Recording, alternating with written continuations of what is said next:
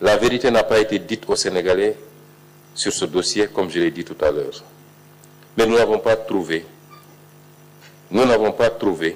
ces ressources dans les caisses, ou alors une bonne partie de cette somme, lorsque le président Diomaye prenait fonction.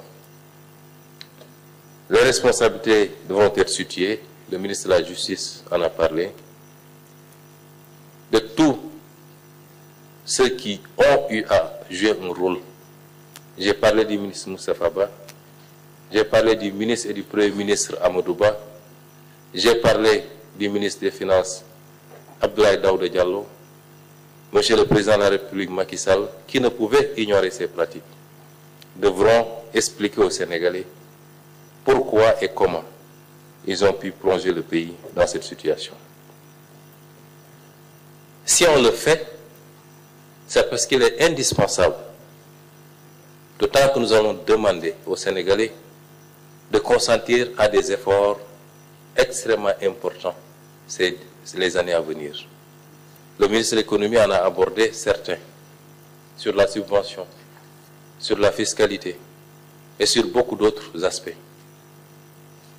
Vous ne pouvez pas demander au peuple de faire ces efforts sans pour autant que ceux qui sont les auteurs de ce carnage puissent venir justifier devant ce même peuple leurs actes.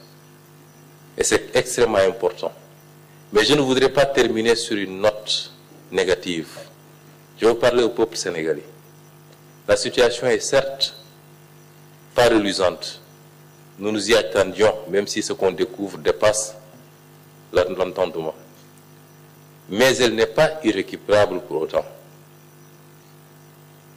On a beaucoup parlé de nos relations avec les partenaires. Moi, je crois d'abord et surtout à nos efforts endogènes pour faire face à cette situation et prendre notre destin en main.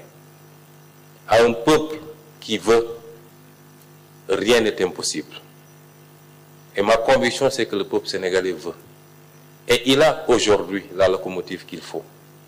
Il a des dirigeants, et je le dis ici, sans fausse modestie, il a des dirigeants intègres, compétents, avec une vision qui sera présentée, qui a été présentée, mais qui sera opérationnalisée à partir du 7 octobre.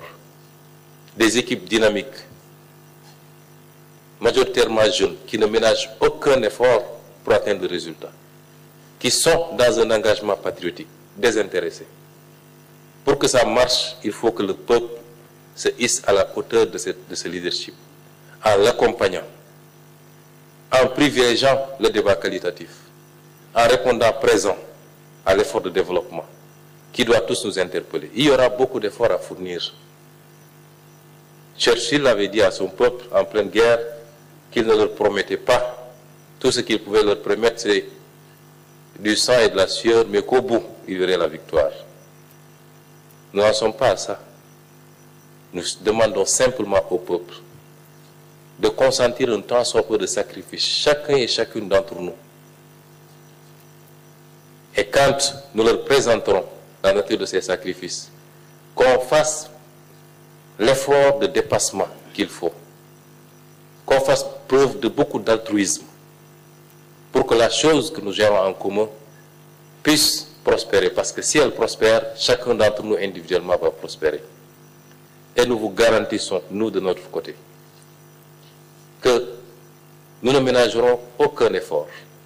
Absolument pas. Nous travaillerons d'arrache-pied, matin, midi et soir. Et nous ne tolérerons aucun écart, aucun, dans la gouvernance actuelle, pour que le résultat attendu par ce peuple puisse être atteint. Et ceci est d'autant plus important que des pays avant nous sont passés par ces épreuves, et sur des dates beaucoup plus récentes. Et ces pays aujourd'hui sont donnés un exemple, parce qu'il y a eu le leadership, mais il y a également l'organisation, la discipline.